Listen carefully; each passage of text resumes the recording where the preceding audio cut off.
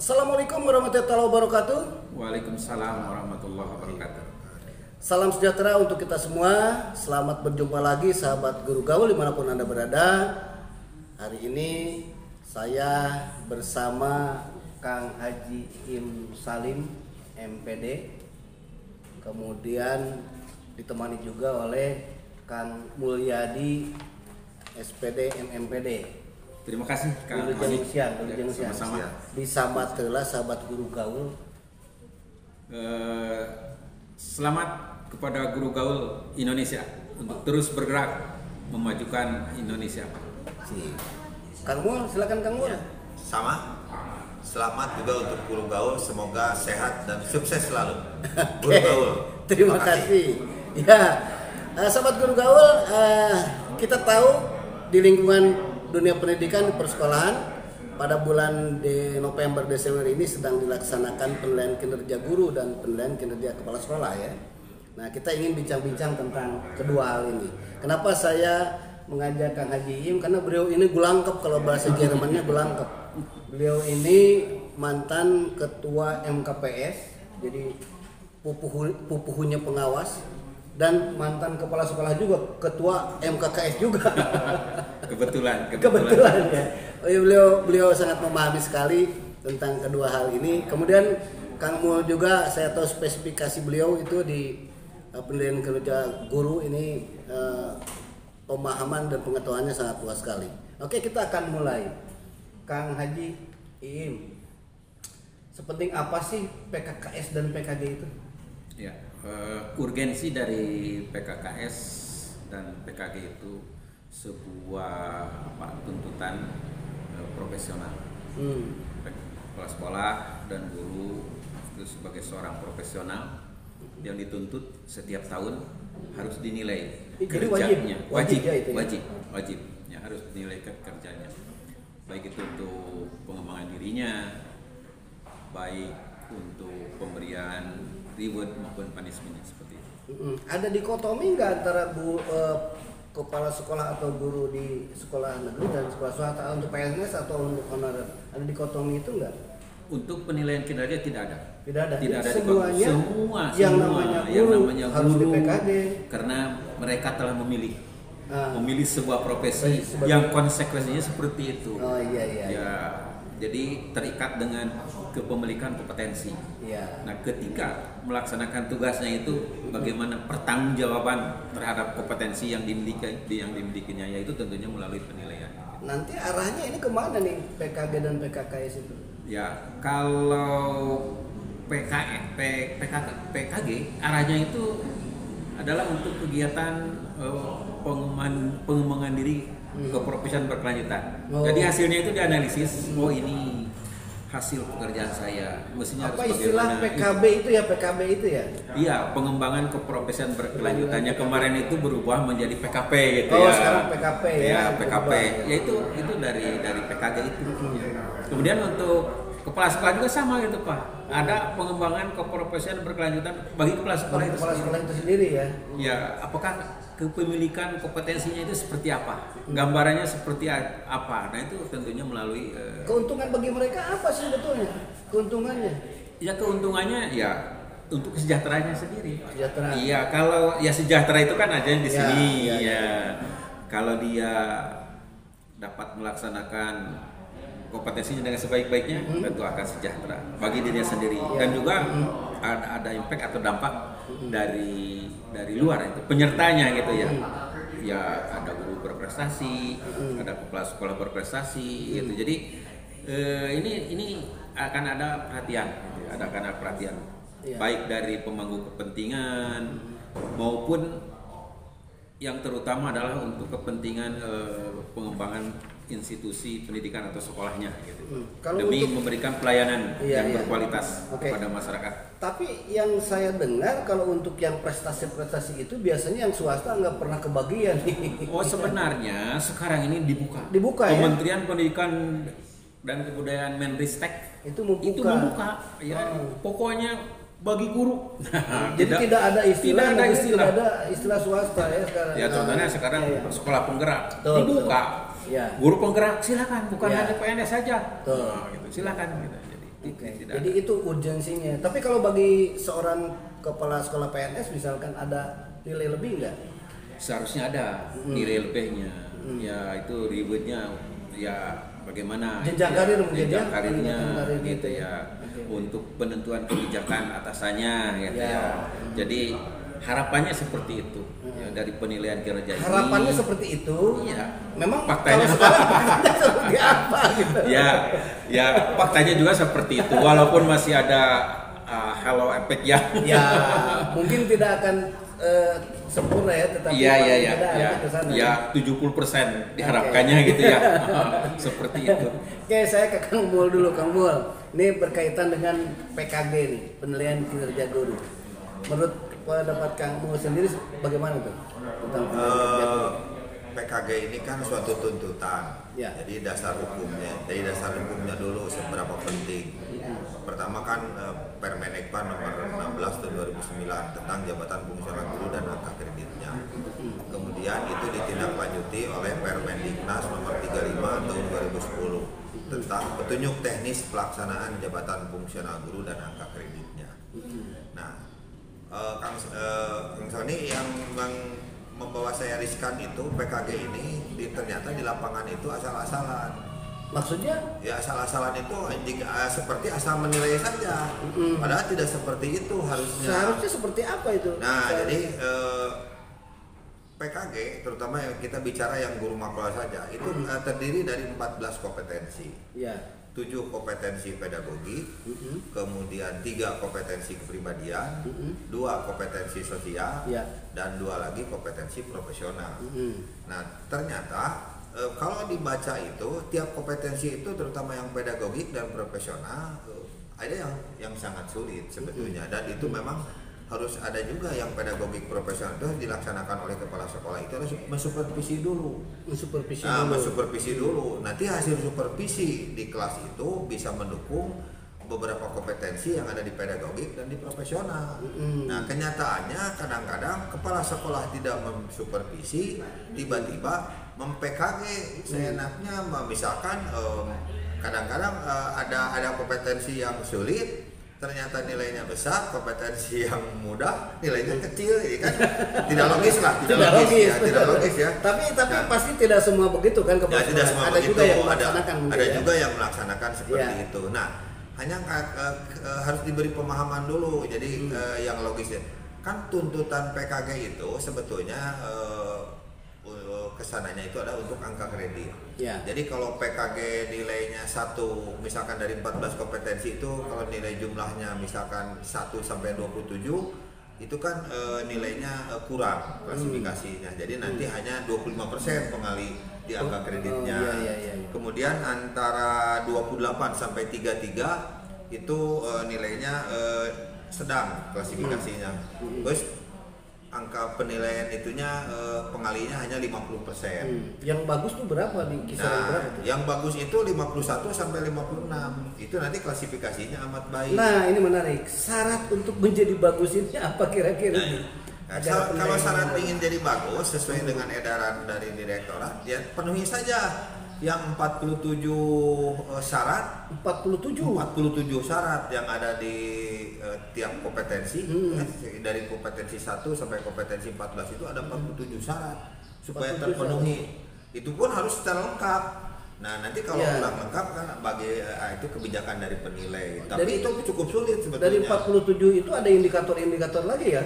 Ya, jadi dari 47 itu kan ada yang lengkap, mungkin ada yang cukup lengkap, ada yang kurang lengkap, ya. mungkin ada yang tidak ada kan, Iya, aja. mungkin saja ya. Nah, jadi Kang Sony, jadi di PKG ini kompetensi yang sulit itu kan seperti kompetensi 1 itu sulit. Ini tentang apa nih kompetensi 1 itu? Tentang karakteristik siswa, mengetahui Oh siswa iya, itu sulit. itu bukan pekerjaan mudah ya. Nah, itu sulit itu. Makanya Apalagi di sekolah nggak ada guru BK lagi ya. Ya, jadi- sulit lagi ini. ini sulit. Iya, Tapi iya.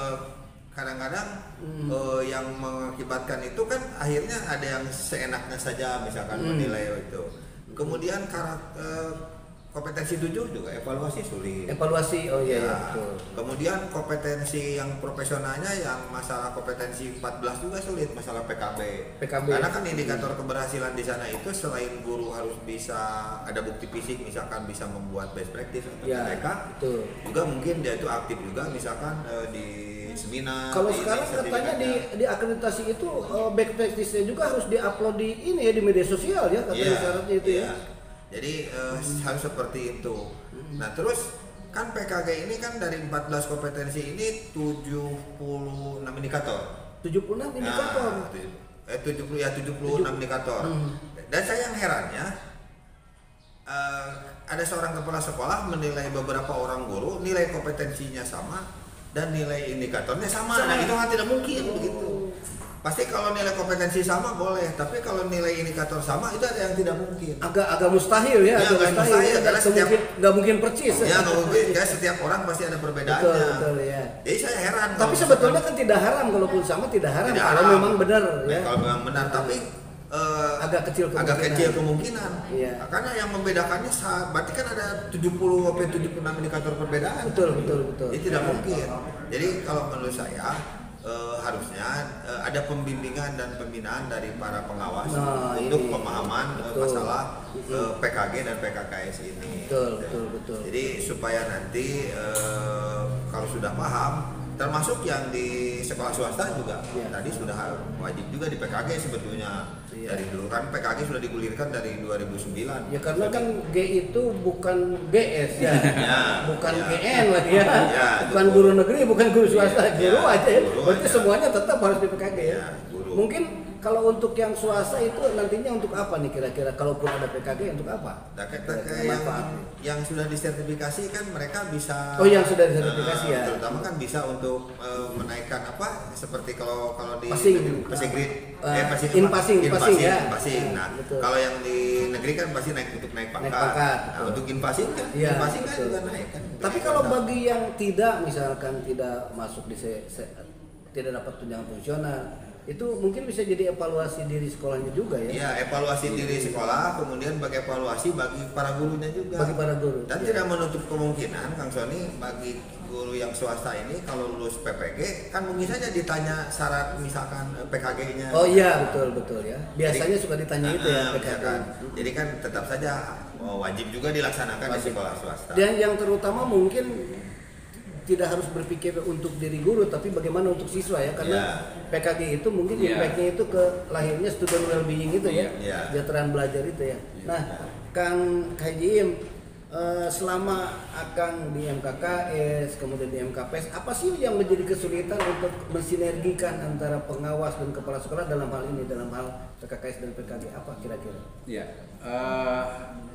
terus terang saja bahwa penilaian kinerja kepala sekolah dan penilaian kinerja guru itu belum terlaksana sebagaimana mestinya. Untuk melaksanakan penilaian kinerja guru itu akan ada buku pedomannya, ada buku 1, buku 2 gitu ya. Tadi sudah disampaikan oleh Pak Mulyadi, kemudian diawali dengan pelaksanaan supervisi kelas gitu. Kemudian yang melakukan supervisi kelas itu mencatat dari A sampai Z fakta yang terjadi ketika pelaksanaan proses pembelajaran. Kemudian nantinya fakta-fakta itu dilinearkan dengan kompetensi. Fakta nomor 1 memunculkan kompetensi guru nomor berapa misalkan. Nah ini belum terlaksana seperti itu. Kemudian hambatannya pemahaman kelas sekolah mengenai PKG, kemudian kemampuan pengawas sekolah untuk membimbing juga belum maksimal, sehingga PKG itu terlaksana dengan sebaik-baiknya. Kemudian untuk PKKS juga demikian ya. Kan penilaian kinerja kepala sekolah itu siapa yang harus melaksanakan? Yang harus melaksanakan adalah atasan langsung. Dalam hal ini adalah kepala dinas. Tetapi dalam hal ini kepala dinas bisa mendelegasikan untuk penilaian tahunannya kepada siapa? Kepada pengawas sekolah. Kecuali untuk hal-hal tertentu, misalkan 2 tahun sekali, 4 tahun sekali, ya kepala dinas membentuk sebuah tim untuk melakukan penilaian kinerja kepala sekolah, misalkan untuk kepentingan mutasi dan Oh, rotasi. ini akan ada rotasi-mutasi. Ini seharusnya ada tim dulu ya. Ada tim dulu untuk gitu. menilai. Jadi tidak semua pengawas juga bisa langsung ikut menilai, enggak ya? Betul. Karena ini untuk kepentingan rotasi dan mutasi. Punish and reward itu ya. Iya, betul. Oke. Kemudian sedikit lagi, Pak. Kan sebuah rangkaian ya. Ya. Supervisi akademi, Ya. kemudian PKG, yang kesananya adalah PPKPNS. PPKPNS. Penilaian kinerja pegawai negeri sipil, ya guru Oh, itu iya, sendiri iya, itu. iya. Itu untuk yang PNS gitu, untuk PNS. Untuk yang swasta berhenti sampai PKG. Oh, yang Ya, swasta. berhenti sampai PKG. Iya. Ya. Itu sebagai apalah? Tuntutan moral. Betul. Tuntutan moral bahwa yayasan melaksanakan pembelajaran, Ya. memberikan layanan jasa pendidikan, Ya. itu ya harus sesuai dengan yang semestinya. Dan gitu mungkin ya. itu juga sebagai alat evaluasi diri sekolah juga Iya, ya, betul. agar bagaimana nanti sekolah bisa meningkatkan mutunya. Iya, itu ya. kan akhir-akhirnya kalau di lingkungan pendidikan itu untuk mendongkrak, untuk mutu. mewujudkan mutu pendidikan iya. gitu ya. Ini yang menjadi usaha kita semua gitu ya. Yang digadang-gadang atau dibicarakan di mana titik atau grafik mutu pendidikan ketercapaian itu seperti apa gitu. Walaupun ya sekarang sudah ada raport mutu gitu ya. Iya. Kemudian di daerah itu ada MPD, ya. tim penjaminan mutu pendidikan daerah. Kemudian di sekolah ada TPS, tim ya. TPMPS, tim penjaminan mutu pendidikan sekolah. Nah ini sebuah siklus yang kalau benar-benar dilaksanakan insya Allah ya dapat mendongkrak tercapainya mutu pendidikan termasuk PKG dan Iya. PKKS. Oke. Sayang sekarang ini belum optimal. Belum, ya. belum. Terlalu banyak hal yang Iya. non teknis. Perangkat sudah dibahas Iya. sedemikian rupa. Betul. Perangkat Tapi sistemnya, implementasinya ini yang perlu kerja keras itu. Perlu kerja keras dan kebersamaan. Iya. Yang terutama mungkin harus ada satu komitmen dulu bersama ya. Iya, betul. Kesepakatan Membangun bersama, dulu. membangun dulu ya. Iya. Kayak harapan ke depan seperti apa Kak Adi? Ya harapan ke depan tentunya bahwa PKKS dan PKG ini terlaksana dengan sebaik-baiknya dan hasilnya benar-benar dimanfaatkan. Bukan hanya sekedar untuk memenuhi tuntutan administrasi saja, Oke. tapi betul-betul dimanfaatkan untuk kepentingan tadi. Kepentingan internal dan Internal eksternal dan ya. eksternal, Oke. Terutama untuk kepentingan para siswa ya. Iya. Para sahabat guru gaul. Kang Mul, saran Kang Mul untuk para guru agar bisa meningkatkan kompetensi apa yang harus dilakukan? Kalau misalkan di sekolah sendiri MGMP-nya tidak berjalan. Ya, idealnya sih memberdayakan MGMP di sekolah. Ya. Kalau tidak ya berarti harus aktif dengan kesadaran sendiri memberdayakan MGMP di rayon atau di tingkat kabupaten.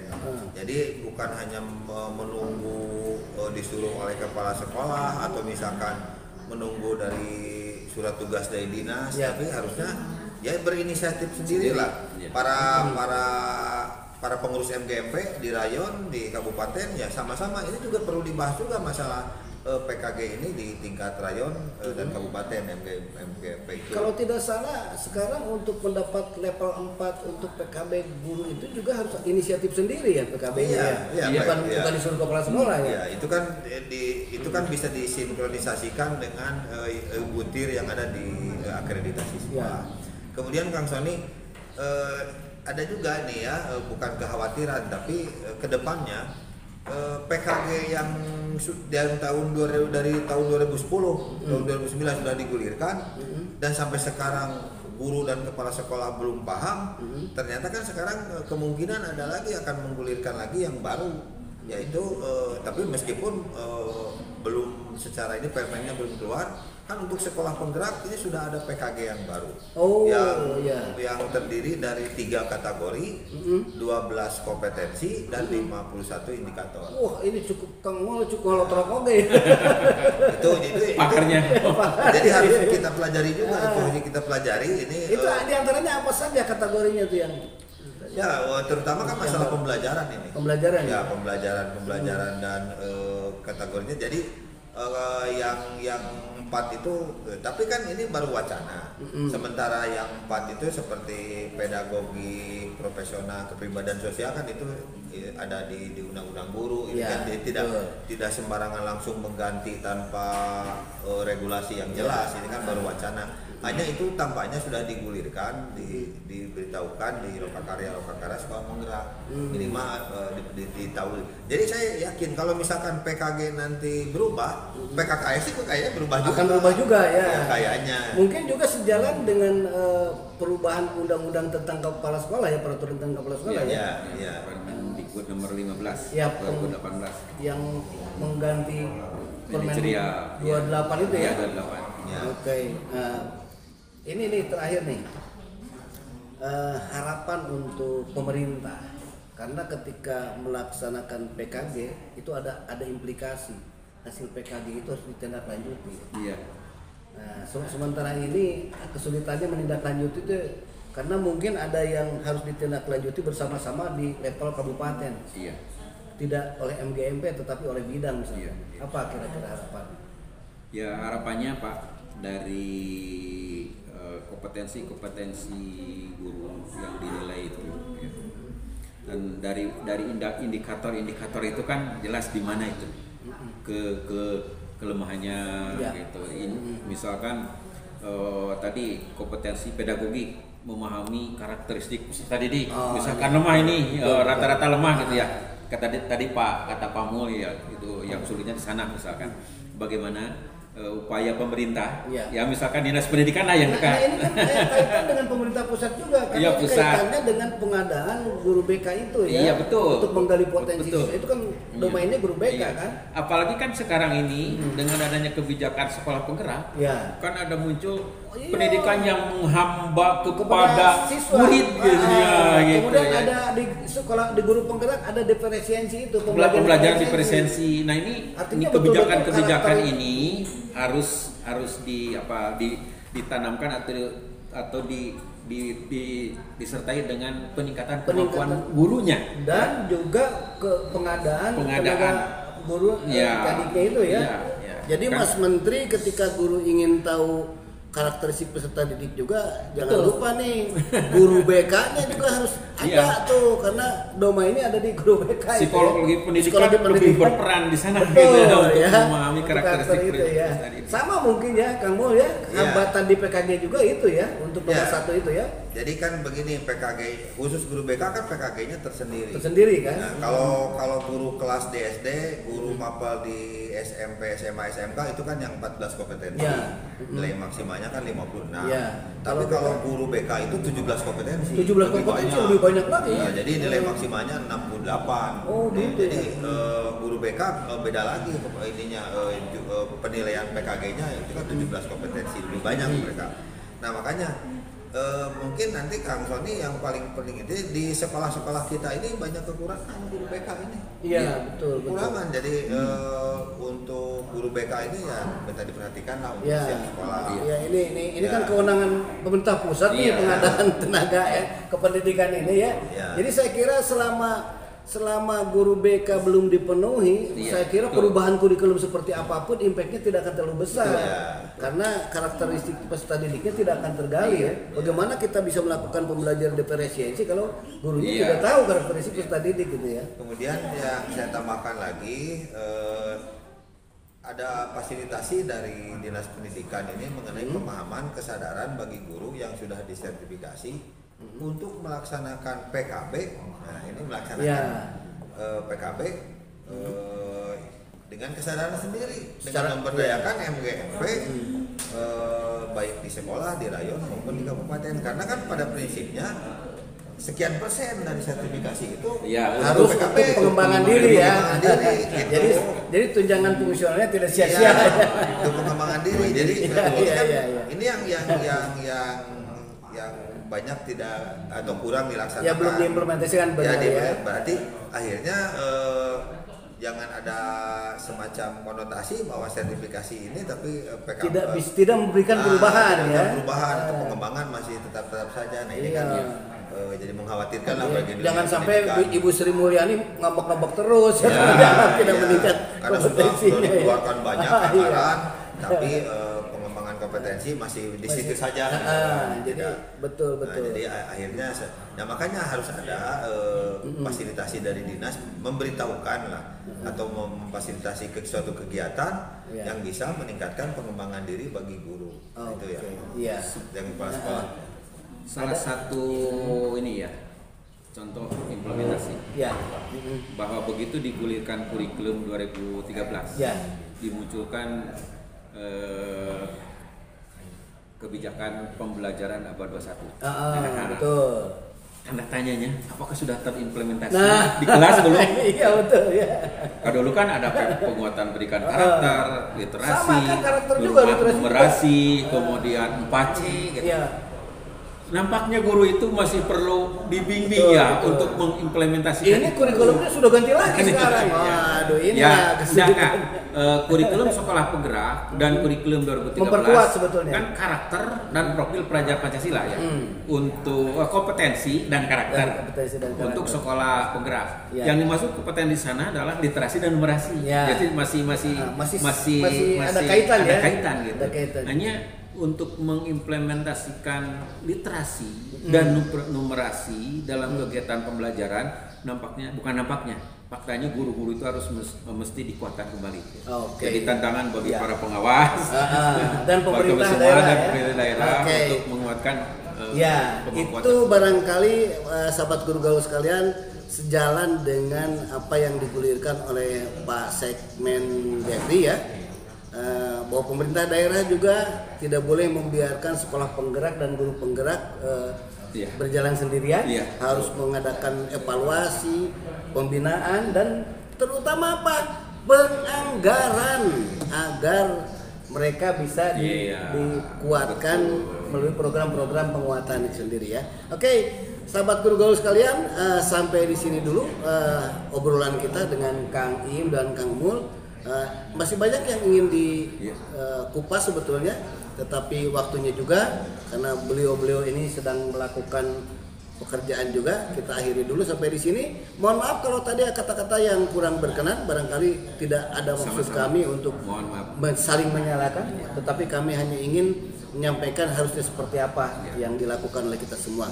Itu saja, terima kasih. Bila taufiq wal hidayah. Wassalamualaikum warahmatullahi wabarakatuh. Salam Guru Gaul Indonesia.